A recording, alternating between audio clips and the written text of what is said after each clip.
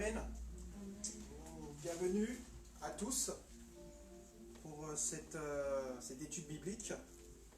Je bénis le Seigneur pour ce moment que nous mettons à part pour lui. C'est un temps de consécration. Dieu veut nous enseigner. La Bible dit que mon peuple périt parce qu'il lui manque la connaissance, et c'est bien que nous soyons tous là pour être fortifiés, encouragés par la parole de Dieu. Amen. Nous allons remettre ce moment entre les mains du Seigneur, demander vraiment qu'on ait ce soir un cœur qui soit comme une bonne terre, un cœur fertile. C'est-à-dire que lorsque la semence, qui est la parole de Dieu, va rentrer dans notre cœur, dans cette bonne terre, là, elle va pouvoir germer et faire pousser pour produire du fruit pour la gloire de Dieu. Amen. Donc nous allons prier, remettre ce moment entre les mains de Dieu.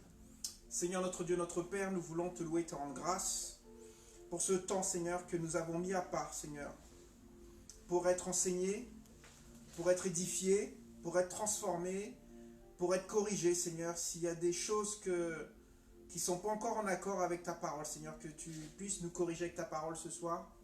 Merci, Seigneur, parce que ta parole est la vérité, ta parole elle est vivante, elle est puissante et elle ne revient pas à toi sans effet, Seigneur, sans qu'elle fasse ce qu'elle doit accomplir, Seigneur, dans nos vies, Seigneur.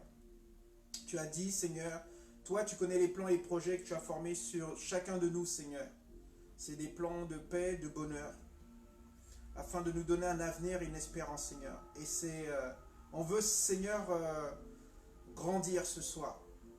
On veut, Seigneur, développer notre foi, Seigneur, et notre connaissance dans ta parole, Seigneur. Merci, Saint-Esprit, toi qui es présent, toi qui es là avec nous, en nous, que tu puisses aussi illuminer les yeux de notre cœur ce soir, qu'on soit sensible à la voix de Dieu ce soir et qu'on puisse être pleinement connecté, Seigneur, avec toi. Te bénissons et te louons. Sois glorifié dans le nom de Jésus. Amen, amen. Amen. Alléluia. Donc, ça fait plusieurs semaines, j'ai abordé un thème qui est les mystères du royaume, basé sur le livre de l'évêque Mike Joktan, avec des passages que je vais citer encore par rapport à son livre. Et je bénis le Seigneur pour ce livre parce que c'est un livre vraiment édifiant.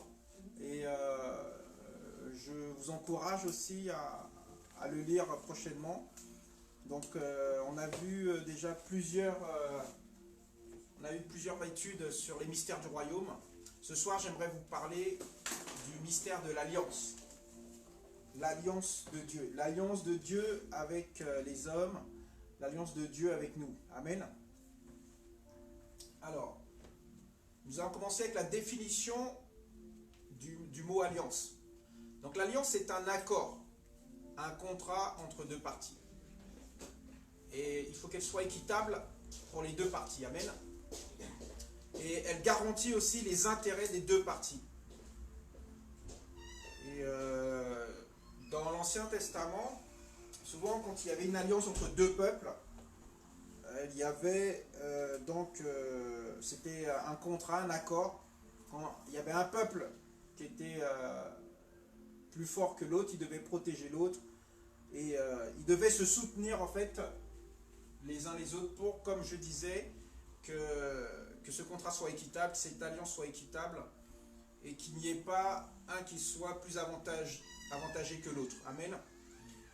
Dans la tradition juive, pareil, pour conclure une alliance, les deux parties devaient respecter des engagements égaux et réciproques. Et donc l'alliance, par conséquent, était renforcée par l'évocation d'éventuelles malédictions. Donc souvent, celui qui ne respectait pas l'alliance avait des malédictions. Il pouvait avoir des malédictions qui pouvaient l'atteindre. On va voir un exemple dans le Nouveau Testament, dans le livre des Actes, au chapitre 5. Parce que ce n'est pas quelque chose de l'Ancien Testament. Même aujourd'hui, lorsque on signe des contrats, on fait une alliance avec, par exemple, un contrat de travail. C'est une alliance avec l'employeur. Amen. Donc, c'est des choses à prendre très au sérieux. Donc, dans le livre des Actes, au chapitre 5, bon, vous connaissez très bien cette histoire. L'histoire d'Ananias et Saphira. À partir du verset 1, je lis la parole de Dieu. Amen. Mais un homme nommé Ananias, avec Saphira sa femme, vendit une propriété et retint une partie du prix. Sa femme le sachant, puis il apporta le reste et le déposa aux pieds des apôtres. Pierre lui dit, Ananias, pourquoi Satan a-t-il rempli ton cœur au point que tu montes au Saint-Esprit et que tu n'aies retenu une partie du prix du champ? S'il n'eût pas été vendu, ne te restait-il pas? Et après qu'il a été vendu, le prix n'était-il pas à ta disposition? Comment as-tu pu mettre en ton cœur un pareil dessein? Ce n'est pas des hommes que tu as menti, mais à Dieu. Et l'histoire nous raconte que du fait qu'ils n'ont pas respecté ce qui était dit, hein, parce qu'en fait, la Bible nous dit que tout le monde apportait le produit des ventes ou de ce qu'ils avaient. Mais eux, ils ont décidé de garder une partie. Alors après, la façon, en fait, s'il faut voir la façon dont ça a été fait, c'est ça qui n'a pas plu, en fait. Lorsque l'apôtre il dit, ce n'est pas des hommes que vous avez menti, mais à Dieu. Et par conséquent, Ananias, hein, lorsqu'on lit la suite du verset, au verset 5, Ananias, entendant ces paroles, tomba et expira. Une grande crainte saisit tous les auditeurs. Vous voyez? Donc là, il y avait un contrat, une alliance qui avait été faite. Et on voit qu'Ananias et Saphira n'ont pas respecté ce contrat, cette alliance. Parce qu'ils auraient pu dire à Pierre, mais ils ont fait ça en secret, ils ont caché la vérité. Et c'est ça qui leur a porté préjudice. Ils ont méprisé l'alliance. Et les conséquences n'ont pas traîné puisqu'ils ont été frappés de mort. Bien aimé, malheureusement, quand une alliance n'est pas respectée, il y a des conséquences tragiques qui suivent. Donc, on doit comprendre qu'une alliance, c'est sacré. Amen. C'est très important. On ne doit pas mépriser une alliance, on ne doit pas négliger une alliance. Il faut faire attention. Nous, enfants de Dieu, grâce à cette alliance, grâce à notre alliance avec Dieu, nous pouvons rentrer dans une relation intime avec Dieu en recevant de lui une connaissance parfaite de sa personne. On a une alliance avec Dieu. Lorsqu'on donne notre vie à Jésus-Christ, voilà l'alliance. C'est que la Bible dit qu'il est venu nous retirer du royaume des ténèbres pour nous transporter dans son royaume de lumière. Et lorsqu'on confesse nos péchés et on donne notre vie à Jésus, voilà, on change de camp. On passe du camp des ténèbres au camp de Dieu dans le royaume des lumières. Donc, et à travers cette alliance que l'on fait, hein, verbalement, comme le dit le livre de Romains chapitre 10, hein, si tu confesses le Seigneur avec ta bouche et si tu crois dans ton cœur, tu seras sauvé. Amen. C'est ça le contrat. Donc, lorsque des gens confessent le Seigneur en croyant du cœur, donc ils confessent de la bouche, hein, ils parlent, et en croyant du cœur, la Bible dit ils sont sauvés. Amen. Et c'est ça qui nous permet de rentrer dans une relation intime avec Dieu, avec le Seigneur. Amen. Et là, on devient une nouvelle créature. Hein, la Bible dit dans le deuxième livre de Corinthiens chapitre 5, verset 17, si quelqu'un s'unit à Christ, d'autres versions vont dire si quelqu'un est en Christ, la Bible dit il devient une nouvelle créature. Les choses anciennes sont passées, voici que toutes choses sont devenues nouvelles. On devient une nouvelle créature spirituelle. On est passé de pécheur à saint. On devient une créature spirituelle sainte. Amen. Donc là, le Saint-Esprit vient habiter en nous. Et là, on peut avoir cette relation intime avec Dieu. Et commencer à grandir dans la connaissance de Dieu. Alors nous allons voir l'alliance de Dieu et les hommes. Ouvrons la Bible dans le livre de Genèse au chapitre 9.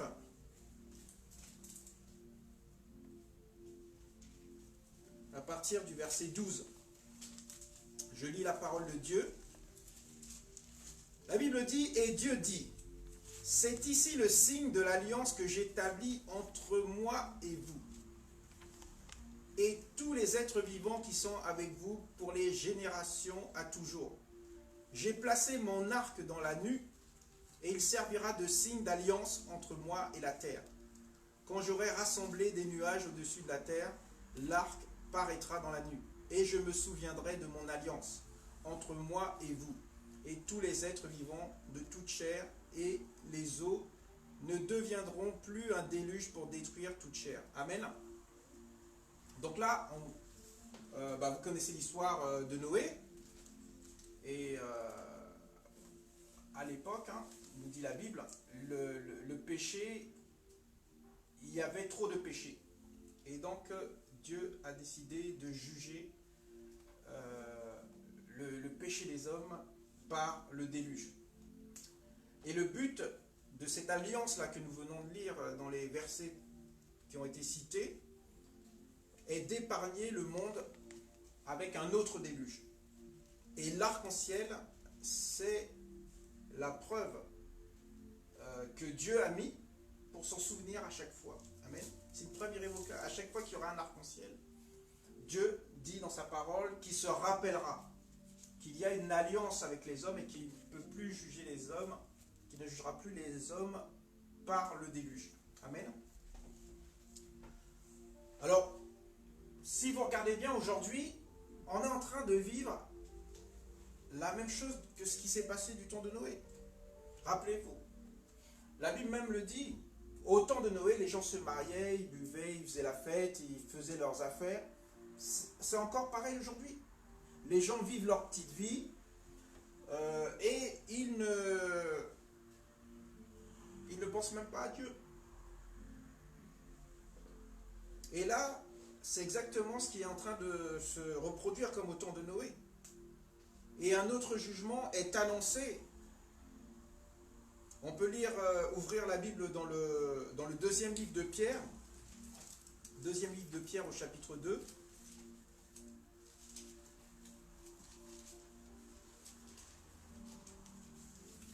Verset 5.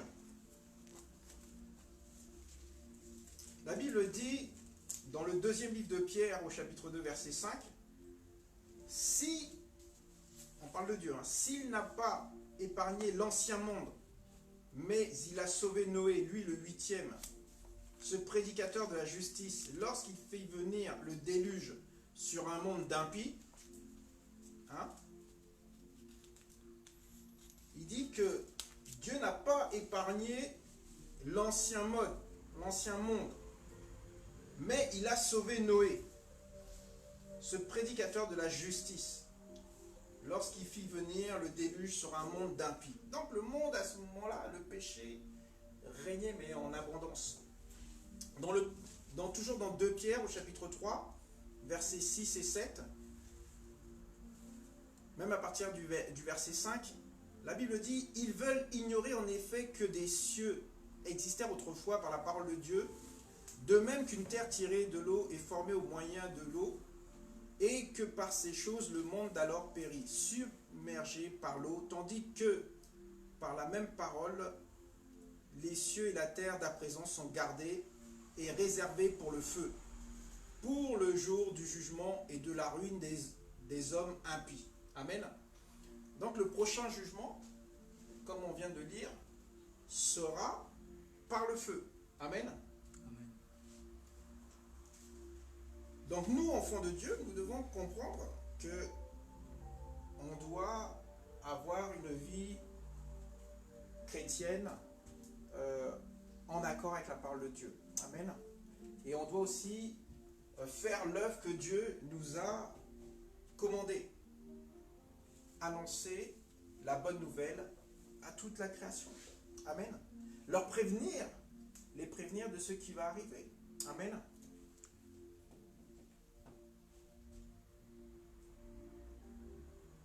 Nous allons maintenant parler de cette alliance. Vous savez, Dieu avait une alliance lorsqu'il a créé l'homme à l'origine, au tout début. Lorsque Dieu a créé l'homme, Adam, Dieu avait préparé toute la terre, les animaux. Il avait tout mis en place avant d'introduire l'homme sur la terre. Et donc, il lui a dit, voilà, tu pourras manger de tous les arbres fruitiers, tout ce que tu voudras, mais surtout cet arbre-là, tu ne le toucheras pas. Dieu avait mis Adam pour qu'il puisse gouverner sur la terre. Mais Adam a rompu cette alliance avec Dieu en désobéissant à Dieu. Amen. Et c'est par là qu'est rentré le péché dans le monde. Amen. Donc, une alliance brisée entre Dieu et nous, c'est la désobéissance. C'est le péché en fait. Et ce péché-là, c'est un acte de rébellion à Dieu. Lorsqu'on désobéit à Dieu, on est rebelle à Dieu. Amen. C'est comme une déclaration de guerre à l'égard de Dieu. Mais nous, vous allez me dire, nous qui sommes là aujourd'hui, nous, on n'a pas désobéi à Dieu lorsqu'on est né. Mais on hérite du péché à travers Adam. C'est héréditaire. Tout être humain qui naît malheureusement avec ce péché. On a été contaminé par le péché à travers Adam. Alors voilà pourquoi il n'existe aucune personne sur la terre qui soit sans péché. Le livre d'Ecclésiaste au chapitre 7 nous l'affirme. Ecclésiaste chapitre 7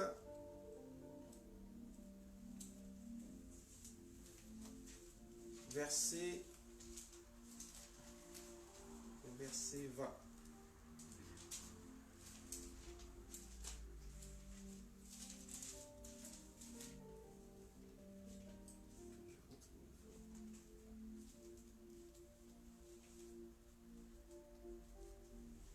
Ecclésiaste chapitre 7, verset 20. La Bible dit ainsi: non, il n'y a sur la terre point d'homme juste qui fasse le bien et qui ne pêche jamais. Amen. Romains chapitre 3, verset 10 nous dit aussi ainsi. Romains 3, 10.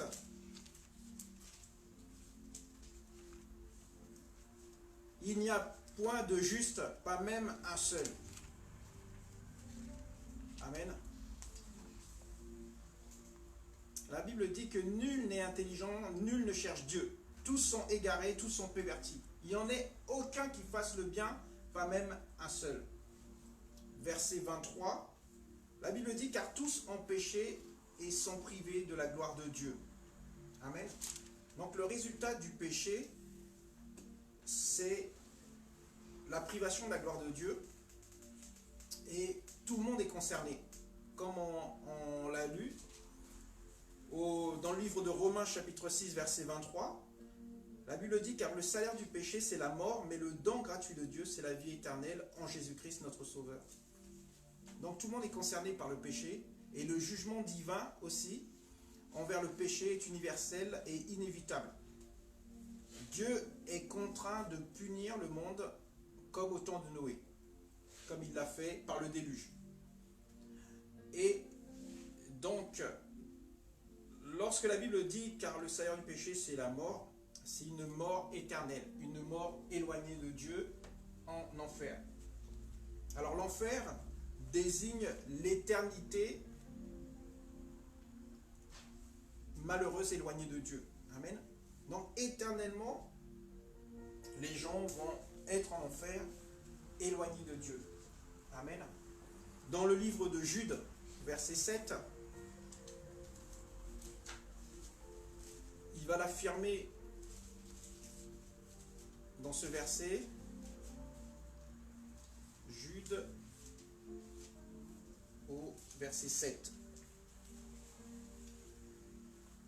La Bible dit que Sodome et Gomorrhe et les villes voisines qui se livrèrent comme eux à l'impudicité et à des vices contre nature sont donnés en exemple, subissant la peine d'un feu éternel.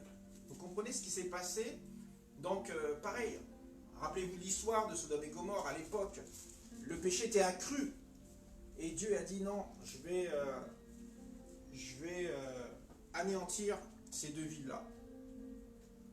Et là, la Bible nous le rappelle clairement. L'enfer, c'est la conséquence d'une alliance brisée avec Dieu. Dans le livre de Nombre, chapitre 14, Nombre 14, au verset 34. Encore un verset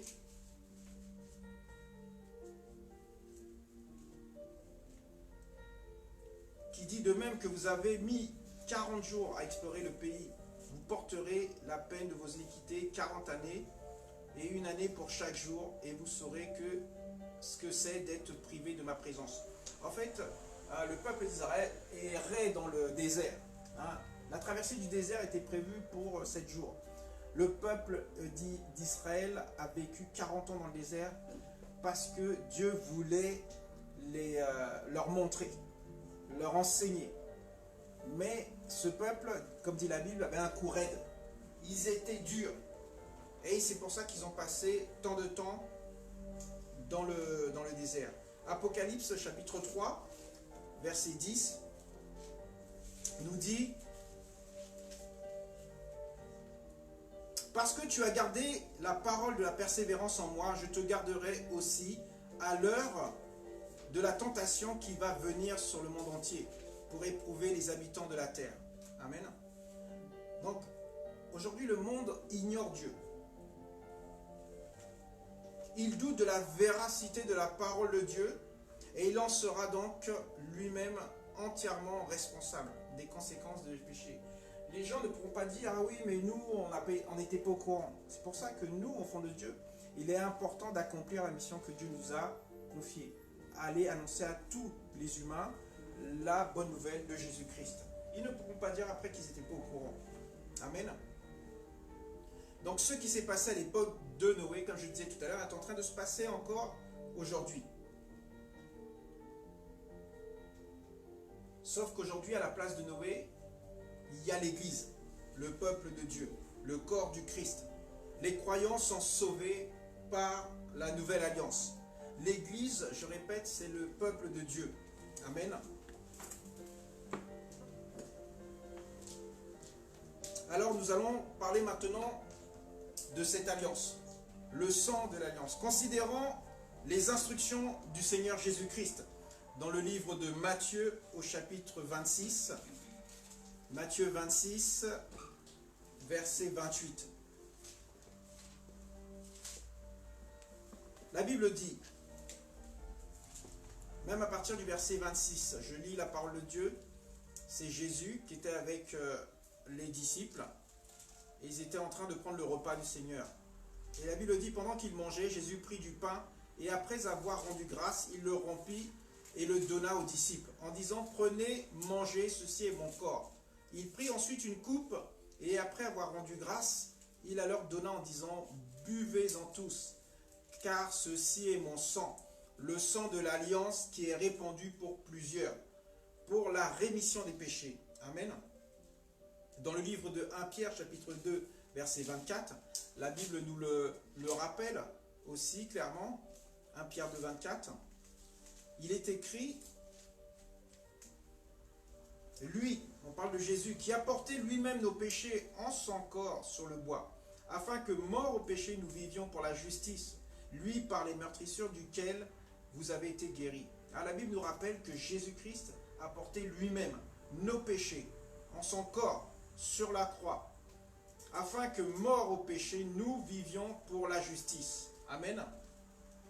Donc Jésus-Christ était l'image de la victime, était l'image de l'agneau sans défaut et sans tache que la loi de Moïse exigeait à l'époque. Parce que rappelez-vous, d'ailleurs le livre de Hébreux chapitre 9 verset 18, à partir du verset 18 le confirme, ce qui s'est passé du temps de Moïse. Hébreux chapitre 9 verset 18, à partir du verset 18. La Bible dit, voilà pourquoi c'est avec du sang que même la première alliance fut inaugurée. Moïse, après avoir prononcé devant tout le peuple les commandements de la loi, donc la parole de Dieu, prit le sang des veaux et des boucs avec de l'eau, de la laine écarlate et de l'hysope. Et il fit l'aspersion sur le livre lui-même et sur tout le peuple en disant, ceci est le sang de l'alliance que Dieu a ordonné pour vous. Il fit pareillement l'aspersion avec le sang sur le tabernacle et sur tous les ustensiles du culte, etc. Donc, là, on voit dans l'ancienne alliance, il fallait prendre les animaux. Et donc, c'était le sang des animaux que Moïse avait utilisé pour conclure cette alliance entre Dieu et les hommes. Amen. Mais dans le Nouveau Testament, dans la Nouvelle Alliance, c'est Jésus-Christ, notre Seigneur et Sauveur, qui est cet agneau pur, sans tache, sans défaut, pour la rémission des péchés. Parce qu'à l'époque de Moïse, le sang des animaux couvrait les péchés. Mais là, dans la Nouvelle Alliance, le sang de Christ rachète les péchés. Amen. Amen. Amen. Alléluia. Donc, nous sommes, nous, enfants de Dieu, dans cette nouvelle alliance. Et donc, il faut bien comprendre le mystère de la Sainte Seine. Hein, ce qu'on vient de lire. Lorsque Jésus il dit, prenez, buvez-en tous, ceci est mon sang. Le sang de la nouvelle alliance. Amen. Donc, c'est important lorsque nous prenons la Sainte Seine. C'est aussi un acte sacré. Prendre la Sainte Seine, déjà, on la prend avec foi. C'est un acte de foi. C'est une alliance pour le croyant qui prend la Sainte Seine. Et il témoigne au monde, visible et invisible, qu'il appartient à Dieu. Amen. Et par cet acte, il est uni. Il est dans une union spirituelle, mystérieuse, dans l'œuvre que Christ a accomplie sur la croix. Cette œuvre où il nous a sauvés. Amen. On est dans une communion intime. Vous savez, à la croix, le corps de Jésus, sa chair, ses mains, ses pieds ont été percés. Amen. Et ont laissé couler son sang. Ce sang qui a coulé, c'est le sang de la nouvelle alliance, qui a été répandu. Par la Sainte Seine, on renouvelle cette alliance avec le Christ. Et c'est pour ça que c'est important pour nous, enfants de Dieu, nous chrétiens, nous les croyants, de prendre la Sainte Seine avec dignité, avec respect. Amen. Avec une foi sincère. Et vous connaissez les instructions de Jésus par rapport à la Sainte Seine dans le premier livre de Corinthiens, au chapitre 11, verset 23, à partir du verset 23. La Bible dit ainsi, car j'ai reçu du Seigneur ce que je vous ai enseigné. C'est que le Seigneur Jésus, dans la nuit où il fut livré, prit du pain, et après avoir rendu grâce, le rompit et dit, prenez, mangez. Ceci est mon corps qui est rompu pour vous. Faites ceci en mémoire de moi. De même, après avoir soupé, il prit la coupe et dit, cette coupe est la nouvelle alliance en mon sang. Faites ceci en mémoire de moi toutes les fois que vous en boirez. Car toutes les fois que vous mangerez ce pain et que vous buvez cette coupe, vous annoncez la mort du Seigneur jusqu'à ce qu'il vienne. C'est pourquoi celui qui mangera le pain ou boira la coupe du Seigneur indignement sera coupable envers le corps et le sang du Seigneur. Que chacun donc s'éprouve soi-même, et qu'ainsi il mange du pain et boive de la coupe. Car celui qui mange et boit sans discerner le corps du Seigneur, mange et boit un jugement contre lui-même. Et la Bible dit, c'est pour cela qu'il y a parmi vous beaucoup d'infirmes et de malades, et qu'un grand nombre sont morts. Si nous nous jugions nous-mêmes, nous ne serions pas jugés. Mais quand nous sommes jugés, nous sommes châtiés par le Seigneur, afin que nous ne soyons pas condamnés avec le monde. Ainsi, mes frères, lorsque vous vous réunissez pour le repas, attendez-vous les uns les autres. Si quelqu'un a faim, qu'il mange chez lui, afin que vous ne vous réunissiez pas pour attirer un jugement sur vous. Amen. Donc, la Sainte Seine, c'est l'expression visible. Hein, comme je disais, le renouvellement permanent de l'alliance. À chaque fois qu'on prend la Sainte Seine, on rappelle à Dieu qu'on est en alliance avec lui. Amen. Donc, c'est important de prendre la Sainte Seine indignement. Beaucoup de fois, vous savez, c'est un acte de foi, la Sainte Seine. Le vin représente le sang de Christ. Et on peut recevoir des bénédictions à travers la Sainte Seine. On peut recevoir des guérisons. On peut être fortifié dans notre esprit avec la Sainte Seine. On peut il peut même y avoir des dons qui se manifestent en prenant la Sainte Seine. Amen. Et donc c'est important. On ne peut pas participer à la Sainte Seine indignement. Hein, comme je vous disais, en prenant la Sainte Seine, on entre pleinement dans la vérité du corps de Christ pour demeurer en Christ. Là, on participe, on est spirituellement à la table du Seigneur. Amen.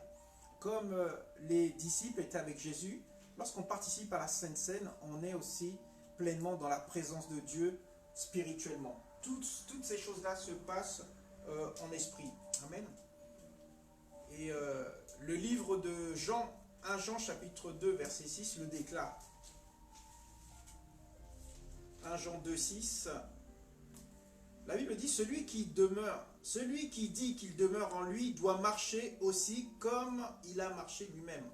En parlant de Jésus. Amen. Donc, vous savez, la Bible dit, on reconnaît un arbre à ses fruits. Nous devons montrer les fruits de Jésus dans notre vie. Amen. Hein, comme lui-même, il a marché. Nous aussi, nous devons marcher. Amen. Donc, en tant que croyants, nous devons prendre cet engagement solennel de dédier notre vie entièrement à Dieu, à Christ. Ainsi, en prenant la Sainte Seine, on est conduit immédiatement dans cette profondeur. Rappelez-vous du verset 29 du 1 Corinthiens 11 qui dit « Si quelqu'un prend la Sainte Seine sans discerner le corps de Christ, sans reconnaître sa relation avec le corps du Seigneur, il s'attire un jugement sur lui-même. » Il y a des gens qui prennent comme ça la Sainte Seine sans discerner. Ça veut dire avec légèreté, avec négligence. Non, c'est un moment important où tu peux beaucoup recevoir de Dieu. Donc, il faut ouvrir ton cœur à Dieu. Il faut te présenter devant le Seigneur, devant cette table, avec un cœur pur, avec libéré de tous tes péchés. Hein, la Bible dit dans le premier livre de Jean, chapitre 1, verset 9, « Si tu confesses tes péchés, Dieu est fidèle et juste pour te les pardonner. » Bien-aimé, Dieu est bon, il veut te bénir. Il veut te mettre dans de bonnes conditions. Donc c'est à toi, s'il y a quelque chose qui n'est pas en accord avec sa parole, de lui dire tout simplement, Seigneur, voilà, il y a telle chose qui ne va pas, voilà, je te demande pardon et je veux profiter de ce moment que tu nous présentes, pour rentrer vraiment et bénéficier de tes bienfaits, de tes bénédictions. Amen. Est-ce que c'est bon pour vous? Amen.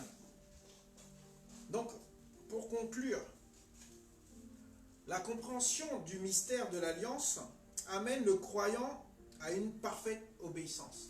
Donc, lorsque tu comprends cette nouvelle alliance qui a été conclue entre Dieu et nous, que Dieu nous a tant aimés qu'il nous a donné son Fils à toi et à moi. Parce que Dieu ne veut pas que les gens périssent. Il ne veut pas que les gens, la créature qui lui ressemble, soit éloignée de lui à tout jamais. Il veut que tout le monde soit sauvé. Et c'est pour ça que cette alliance-là, on a tout à gagner, bien-aimés. C'est gagnant-gagnant. Amen. Amen. On ne peut pas perdre. Et c'est pour ça qu'on doit respecter, honorer cette alliance. Et marcher dans une vie d'obéissance parfaite à Dieu. Nous devons savoir que notre vie ne nous appartient plus à partir du moment où nous avons confié notre vie au Seigneur. Amen. Le livre de Galates, chapitre 2, le dit clairement, verset 20. Il dit, si quelqu'un... il dit non, c'est Christ qui vit en moi et en toi. Ce n'est plus moi, ce n'est plus toi qui dois vivre. Mais tu dois laisser la place à Christ dans ta vie. Amen. Tu dois lui laisser diriger ta vie si tu veux bénéficier des bienfaits de Dieu. Ce n'est plus toi qui vis. Tu es uni en Christ. Laisse la liberté à Christ de vivre pleinement en toi. Donc notre engagement à suivre le Seigneur doit être sans limite. Il y a beaucoup de chrétiens, de croyants qui sont partagés encore entre le monde et Dieu. Ils veulent suivre Jésus, mais il y a des choses, ils sont encore attachés aux choses du monde. Bien-aimé, libère-toi des choses du monde. La Bible dit que tout ça, ça va passer. Tout ça va brûler. Amen.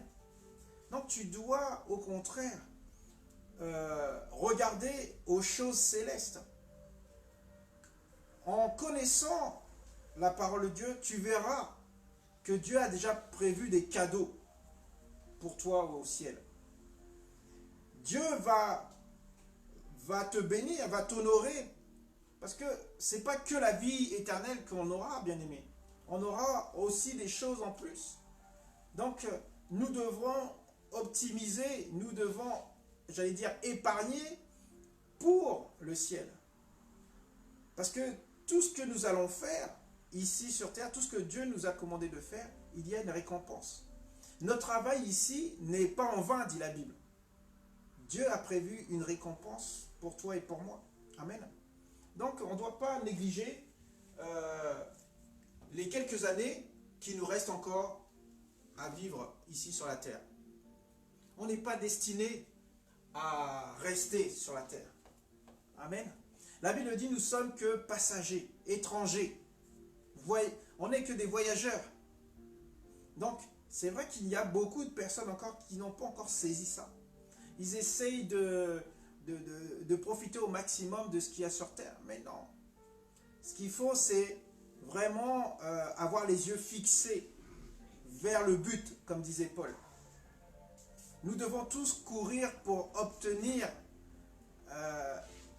la couronne que Dieu a prévue pour toi et pour moi. Nous devons rester focalisés là-dessus. Les choses du monde vont passer, bien-aimés. Il y en a beaucoup qui mettent beaucoup d'efforts pour obtenir des choses.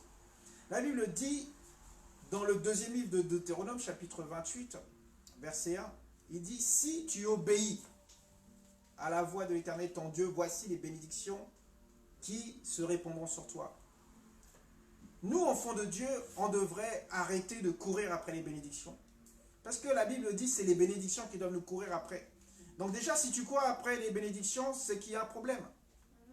Il y a un gros problème, bien-aimé. Et tu dois examiner tout ça. C'est pas bon. C'est les bénédictions qui doivent te courir après. Dieu te dit, cherche d'abord. Mets-moi en premier d'abord. Cherchez d'abord le royaume de Dieu et toutes les choses vous seront données par-dessus. Toutes les choses, c'est quoi? C'est les bénédictions qui vont te courir après. Amen. Plusieurs fois dans la Bible, vous l'avez vu, beaucoup de croyants s'acharnent à essayer de gagner des choses de Dieu. Oui, oh Dieu, ils prennent Dieu pour un distributeur automatique de bénédictions. Dieu veut te bénir, mais le verset clé de la Bible, il dit, si tu obéis à ma parole, voici les bénédictions, Deutéronome. La Bible dit aussi dans le premier livre, dans le livre d'Ésaïe, chapitre 1, verset 19, il dit, si tu veux obéir aussi, tu pourras manger le meilleur produit, tu pourras manger les meilleurs produits de ce pays. Donc, Dieu attend de nous une chose, comme il l'a attendu de Adam, c'est l'obéissance à sa parole. Lorsqu'on est dans l'obéissance, on est béni. Amen. Rappelez-vous ce que dit la Bible dans le premier livre d'Éphésiens, au chapitre, Éphésiens chapitre 1, verset 3, il dit « Nous sommes bénis de toutes les bénédictions spirituelles en Jésus-Christ. » En Christ, nous avons tout pleinement, bien-aimés. Donc, lorsque on demeure en lui, Jésus il nous le rappelle dans le livre de Jean, chapitre 15, il dit « Si vous demeurez en moi, que je demeure en vous, tout ce que vous allez demander au Père, vous allez l'obtenir. » Amen. Mais nous, bien-aimés, nous devons rechercher, nous devons travailler à honorer cette alliance avec Dieu. Dieu veut le meilleur pour toi et pour moi. Et c'est à nous, parce que Dieu honore toujours sa parole. Amen. Dieu honore toujours sa parole. Alors que nous, parfois, nous faillons. Nous faillons à sa parole. On n'arrive pas à tenir notre parole. Et c'est à nous, bien-aimés, de maintenir. Avoir une vie saine. Avoir une vie régulière. À être ferme dans notre engagement. À avoir de la rigueur. À être enthousiaste aussi dans le fait d'être enfant de Dieu. Bien-aimé, tu dois être fier d'être enfant de Dieu. Amen. Et tout ça va t'apporter des bénédictions et plein de choses dans ta vie. Voilà, et c'est comme ça, bien-aimé, l'alliance entre Dieu et nous sera équitable. Puisque Jésus-Christ lui-même s'est entièrement donné. Il a donné sa vie pour toi et pour moi. Il est mort à la croix. Il a tenu bon. Vous savez, Jésus était un homme comme toi et moi. La Bible dit que Jésus était un homme comme toi et moi. Et la Bible dit qu'il n'a pas péché. Il a été tenté comme toi et moi. Mais il a tenu bon. Donc, Jésus a passé par beaucoup d'épreuves que nous passons aussi. Peut-être pas les mêmes choses, mais il sait ce que c'est d'endurer les difficultés, des circonstances. Amen. Et donc, moi, je vous encourage, bien aimé, à tenir bon. Alors, la prochaine fois que tu prendras la Sainte Seine, rappelle-toi de tout cela, de cette nouvelle alliance que Dieu a conclue avec toi. Amen. Le repas du Seigneur, c'est un symbole visible de l'alliance. Cela veut dire que tu as bien compris le contrat qui te lie avec le Seigneur. Vous savez, la Bible dit dans le livre de Romains, chapitre 8, verset 28, que toute chose concourt au bien de ceux qui sont appelés. Amen. Donc toute chose, toutes les circonstances, toutes les situations que tu vas traverser, tu seras avec le Seigneur. Et le Seigneur, il va t'affermir. Parce qu'il y a beaucoup de croyants, lorsqu'ils sont dans les difficultés, ils s'éloignent de Dieu. Alors que non.